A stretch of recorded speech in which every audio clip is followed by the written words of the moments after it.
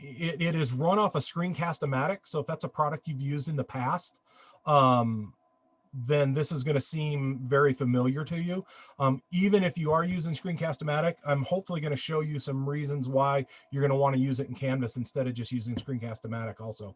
There's some great features that are in Canvas, and that's really what I want to show you.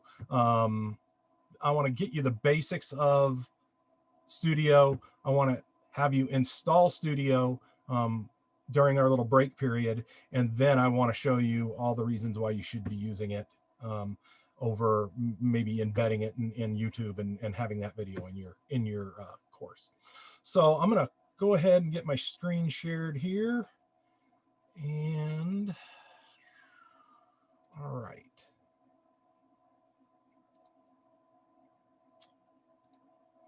All right, so where can I find Studio in Canvas? So most of us go straight to our dashboard when we log into Canvas. And over on the far left-hand side is called the global navigation. And if you'll notice, I have in global navigation, about 2/3 of the way down, the icon for Studio. Okay, when I click that, that takes me to my full Studio account.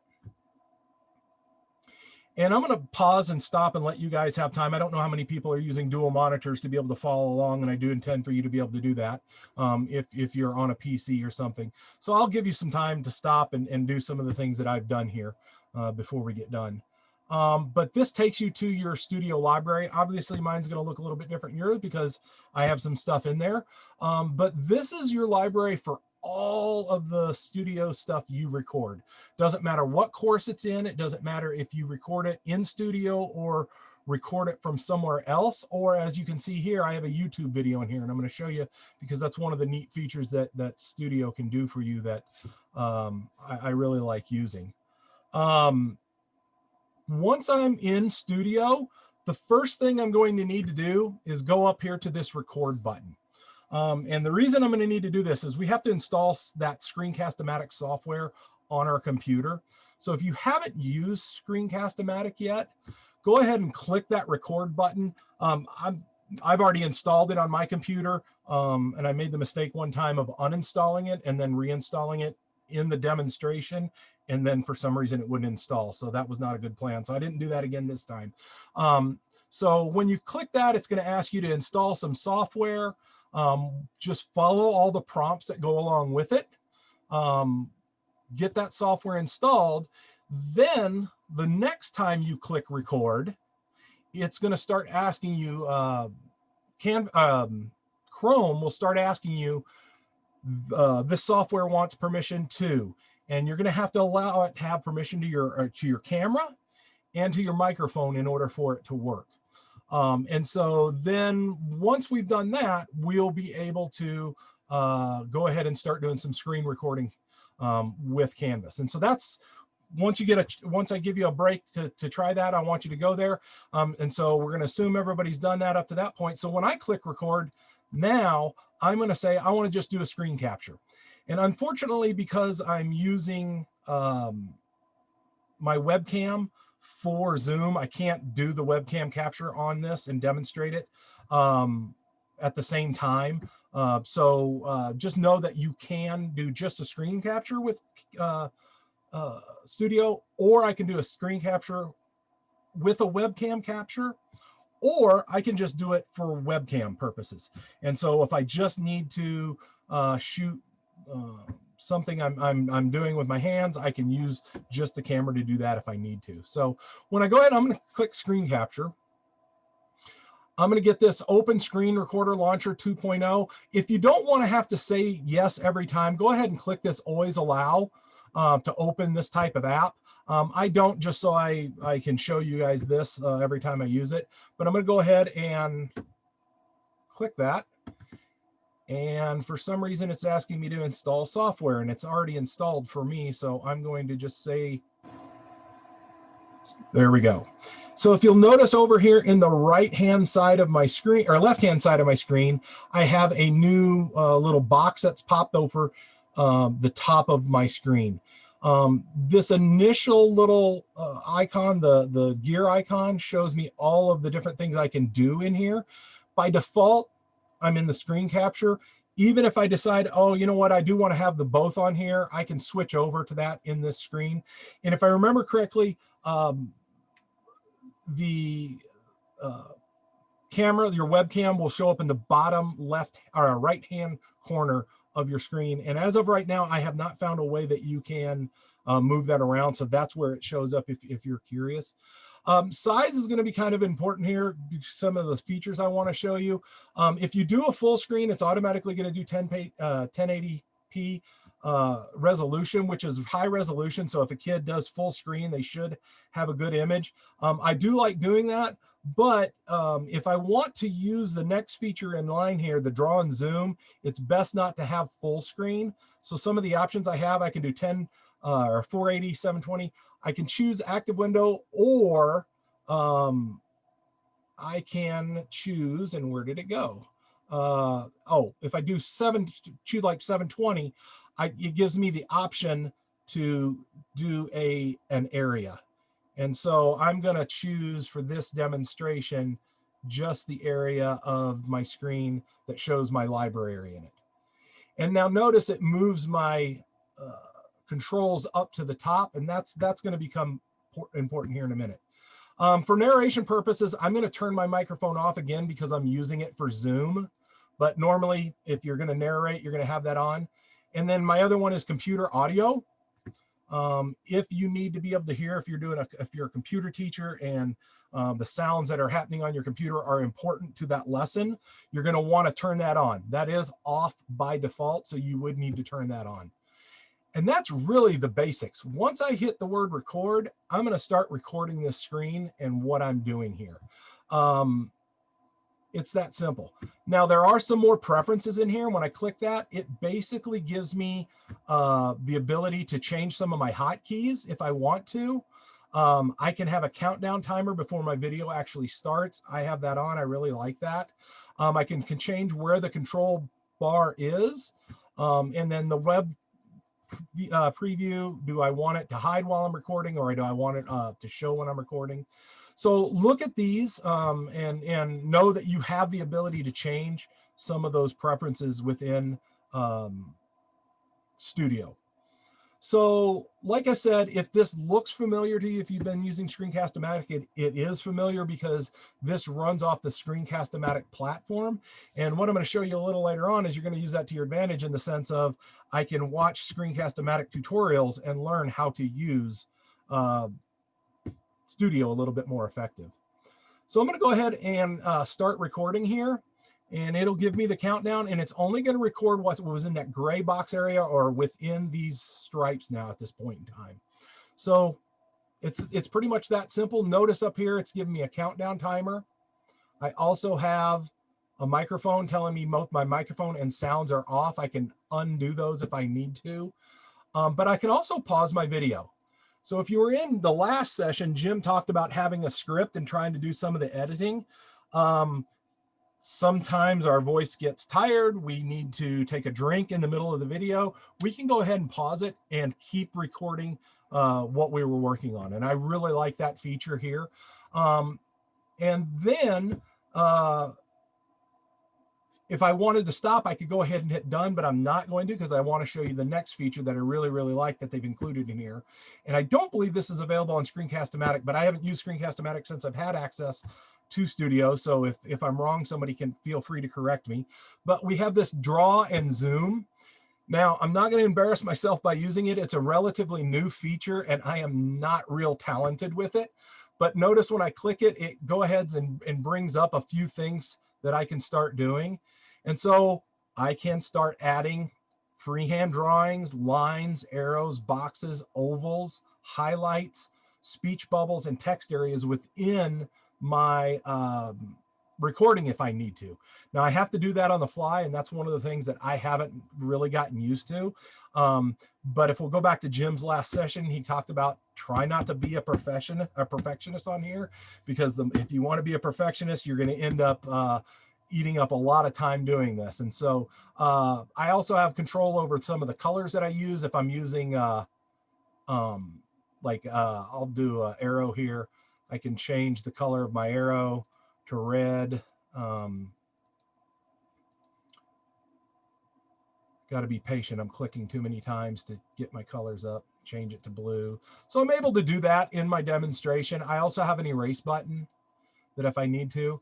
And if I need to turn that feature off, because notice what happens is this screen freezes. What's behind this draw and zoom has frozen. So I can't interact with that web page anymore. It becomes a static image that I'm working over. So if I need to continue to show something on this page, I have to turn draw and zoom off by clicking here again. But also in draw and zoom, I can right click while draw and zoom is on, and I have a few features in there too. And this is where we pick up our zoom in and zoom out features. And if you'll notice, I do have some keyboard shortcuts. So I can use I to zoom in and O to zoom out if I need to. So those are what I need to do to use these. And so if I go ahead and hit done here, I'm going to be done with my recording.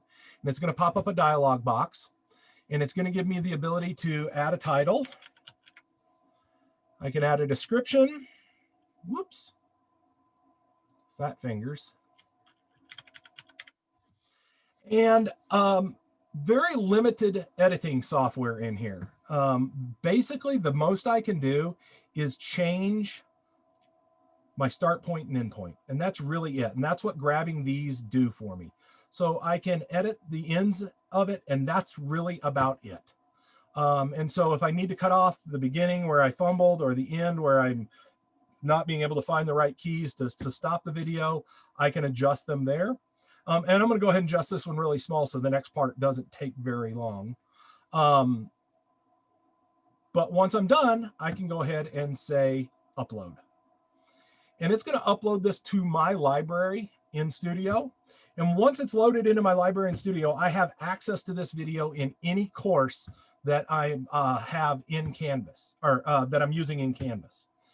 And that's the next step I want to show you. So I'm going to quick pause here and check and see if there's any questions about what I've just gone over.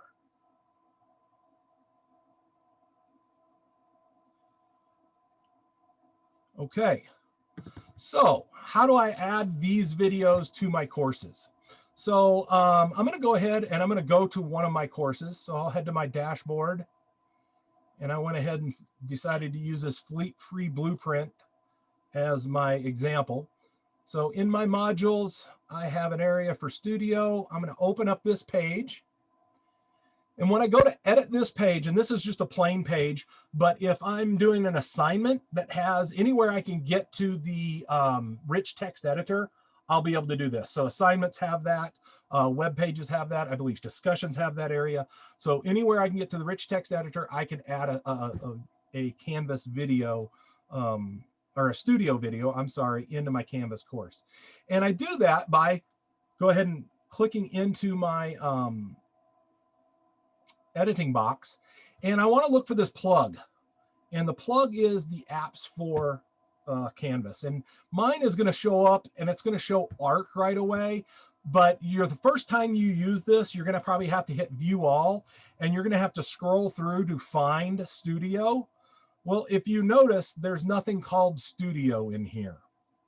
And so a little background, Studio was purchased by Canvas from another company. And when we first started using it, it was called ARC. But if you'll notice, the icon is the same.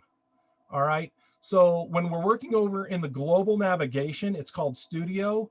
When we select the app, we have to look for the ARC app. And I don't know where we are on trying to get that fixed, but it still says ARC. So just be aware, you're going to look for ARC.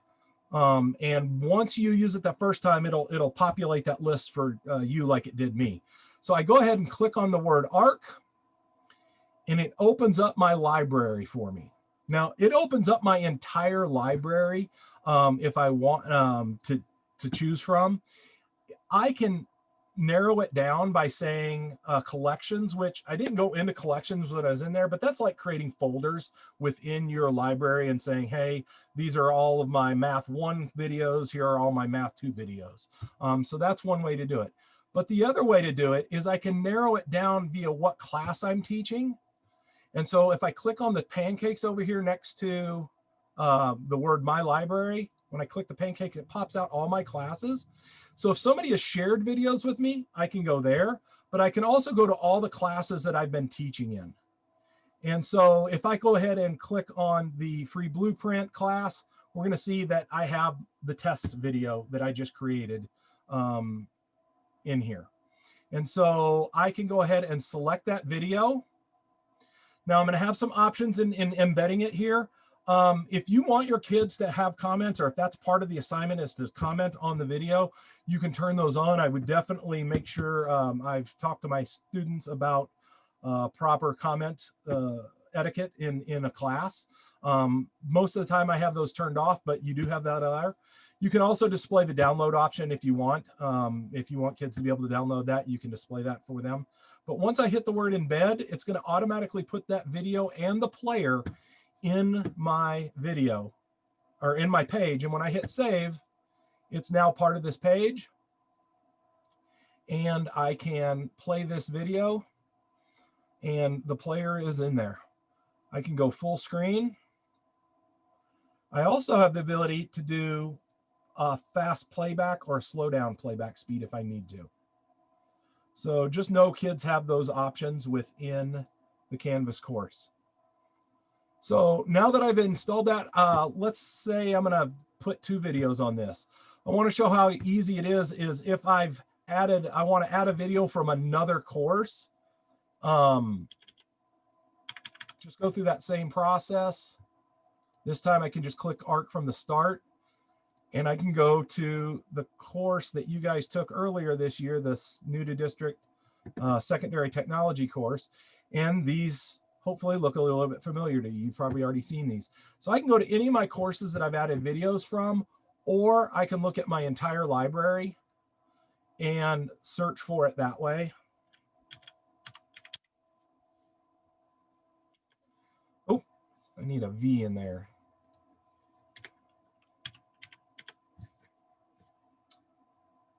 All right. I guess it wants the whole word. I may be. I thought I had an Active Studio video in here. I guess I don't. Active Inspire, I'm sorry.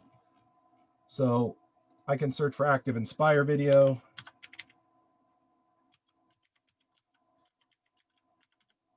There, and now my Active Inspire videos pop up. So any questions about adding studio videos to a Canvas page?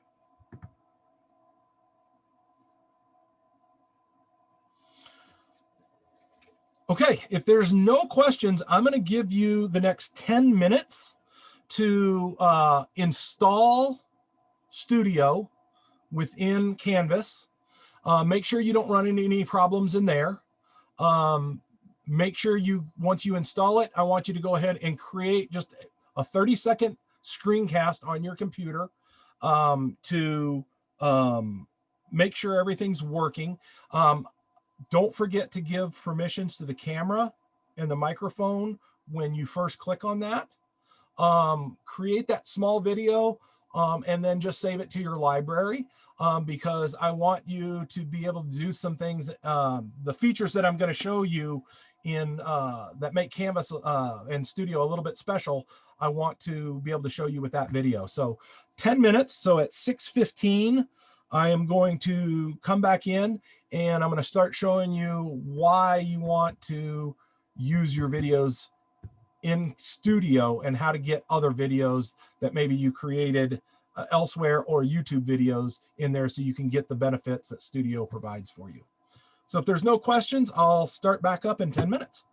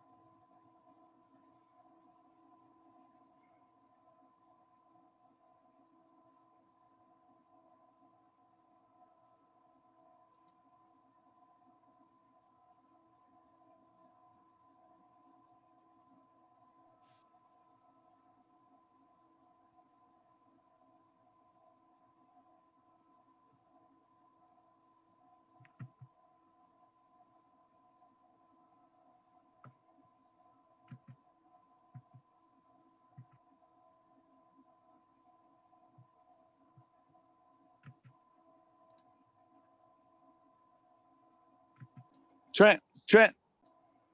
Okay, so I'm going to start recording the video again, and I'm going to share my screen again. All right.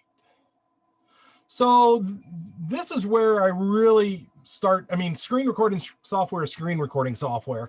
To me, this is where some of the nice things that Studio can do for me really shine.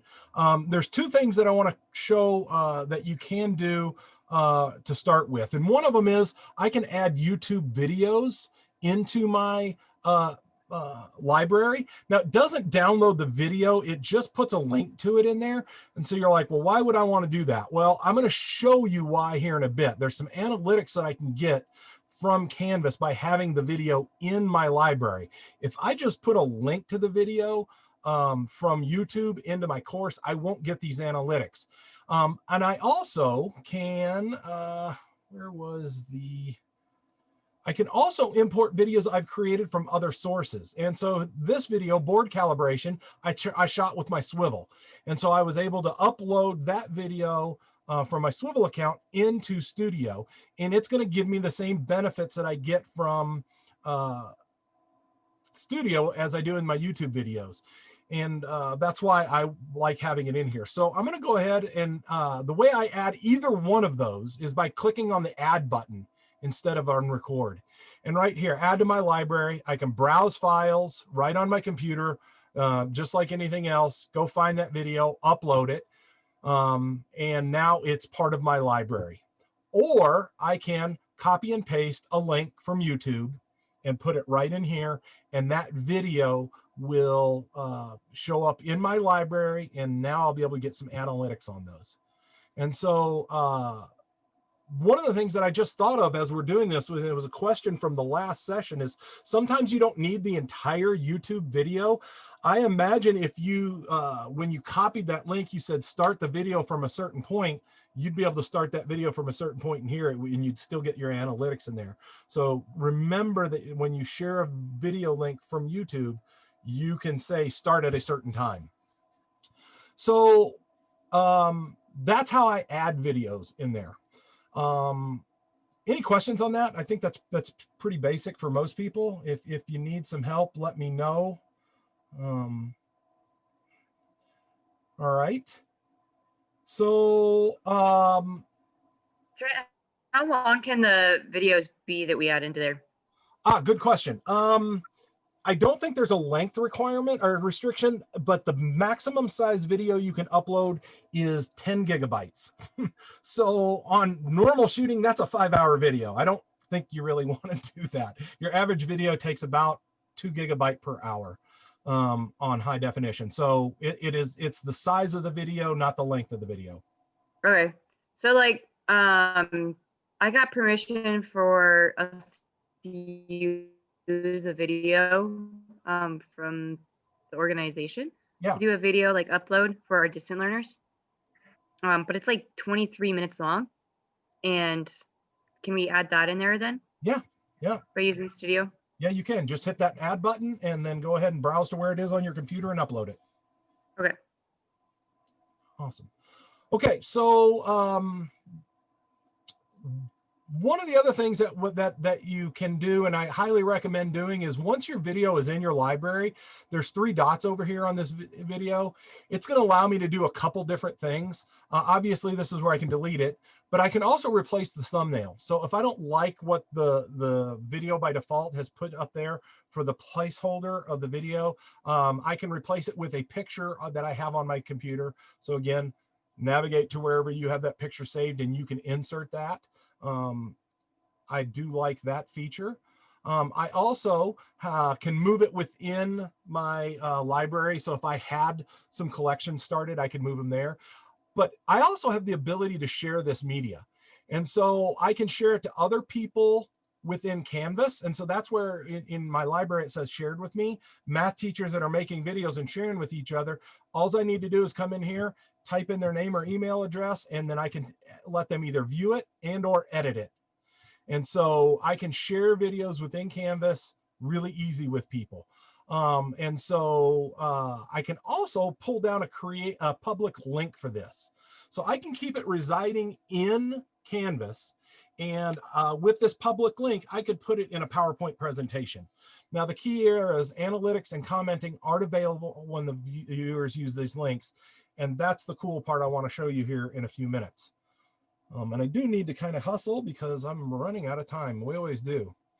The last one that you can see here is create a quiz. I'm not going to go into a lot of details on this, but this creates a new a quiz within Canvas. It's part of the new quizzes, not the old quizzes, but I can actually stop the video and ask clarifying questions for the students for them to continue moving on in the video. And so that's a little session all in of itself, but it's a great reason. And this is another reason why I would want to go ahead and upload my own videos that I've created elsewhere into here. It allows me to do that. So the other part in here is once I go into the video itself, this is where some really neat things start happening. So the first one is your detail. If I ever need to change what I put in there, if I want to change the name of the test or the description, I can change that here. But the other piece here is tags.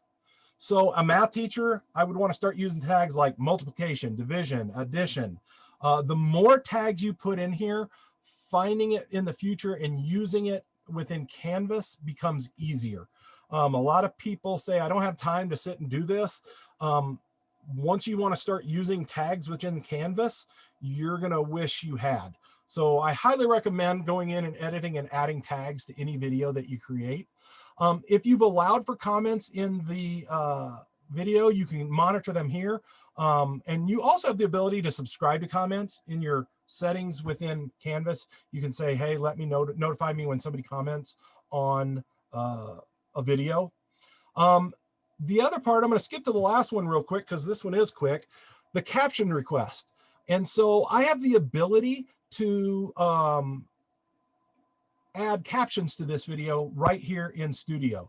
And so I can choose from these languages in here. Obviously, most of us use English, but my wife used this in her reading class. And she kind of indicated to me that she was getting better than 85% accurate captions. And the few things that did get messed up were not so messed up that the kids couldn't figure out what was supposed to be there. So for ELL kids or for kids that are hard of hearing or any other reason you want captions, you can add those right here. So another great feature within Studio built right in. The cool part that starts tying into the YouTube stuff, the videos you upload and the videos you create in Canvas are the insights. Now on this video, I just created it, so there's no insights. Nobody's watched this video, so I can't see that stuff. But one thing I can do is I'm going to go back up here to my library and I'm going to go to this class that you guys started off at the beginning of the year. Okay. Now, if I did this straight, actually, I'm going to go back a step. If I did this from the library, if I went to the to a video within the library itself, when I go there, there's no insights because it's not tied to a class. I actually have to go into the class I want to see these the analytics on. And so I'm going to go to the new to the district secondary technology course. I'm going to go ahead and click on Active Inspire Tools. And when I click on Insight now, I can start seeing data on this video being watched. And so by default, it shows me all my viewers. So for the first 10 seconds, 15 people have watched it. By the time I get to the end of this video, a 5-minute video, the maximum you probably want to be doing, I'd already lost, what, 6 viewers. Okay, so I only had 15 people or 9 people watching by the end. Now, one of the things I can do is I can click on individual people here.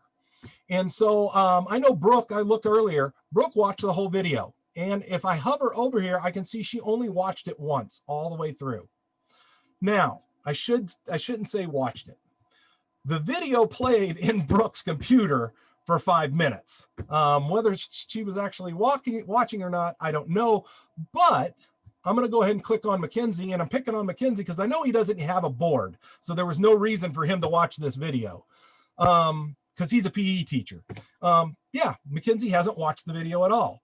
But let's go with Mackenzie was a math teacher and started up calling me up and was asking for a little bit of help on, hey, how do, what do I do with this toolbox? I can come in here and say, hey, Mackenzie, I put this video in here. you know, what wasn't clear in that video, or can you please watch that and then ask me some questions? Because a lot of times we don't know if people have watched it or not. And so at least we have a little idea, but it will also give me an idea if somebody's only watched partials of it. So it breaks it up to, I think, about 10-second sections. And so you can see with me, I've only watched the first 30 seconds and then a minute to minute 30 to 2 minutes. So I can get those analytics for this class. And so if you have one of those kids that never watches the videos, or a parent that's coming in and saying, hey, how can I help my student a little bit more? Hey, you know what? They're not watching the videos, or they're not watching all the videos. That's one area we could start. Now, unfortunately, this is how you have to do your analytics. I can't run a report that prints out on a spreadsheet for me. I actually have to come into the videos and I have to click on every student if I wanted to. Or if I unclick myself again, it goes back to all viewers.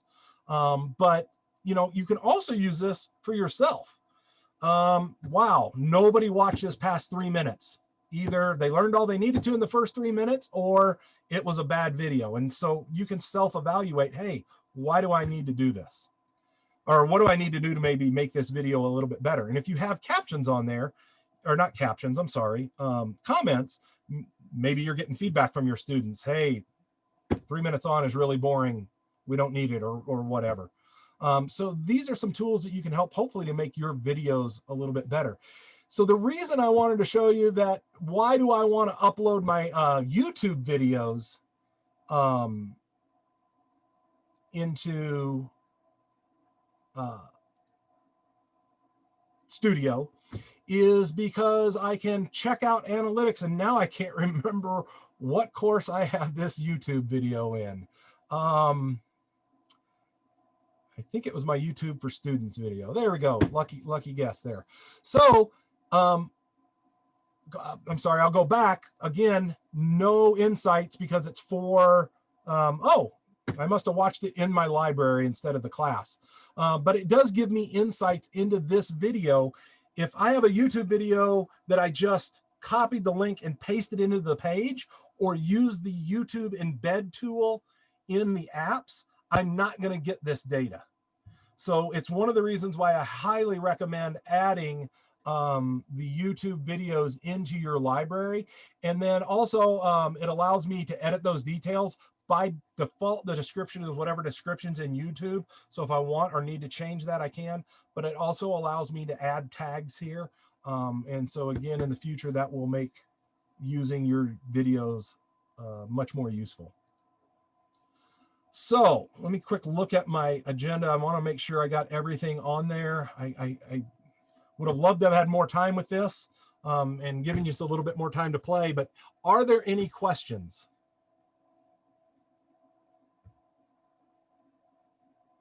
Okay, I believe this session is over. One thing I do want to quick show you, though, is click on Help, go to Search Canvas Guides. That's going to bring up this page. If you click in Zoom, Studio, Zoom, and Draw, you're going to say, how do I record Canvas Studio screen captures? This is what I've just gone over with you. This is everything you need to do those screen captures. If you want a tutorial, a written tutorial on how to do it, the one thing I would advise you to click on is Screen Capture Application Tutorial Videos. When you click on this, this takes you to Screencast-O-Matic and gives you hints on how to use Screencast-O-Matic. So thanks for stopping in on this. Any other questions? Make sure you get into touch with your digital educators, and we'll help you out as much as we can.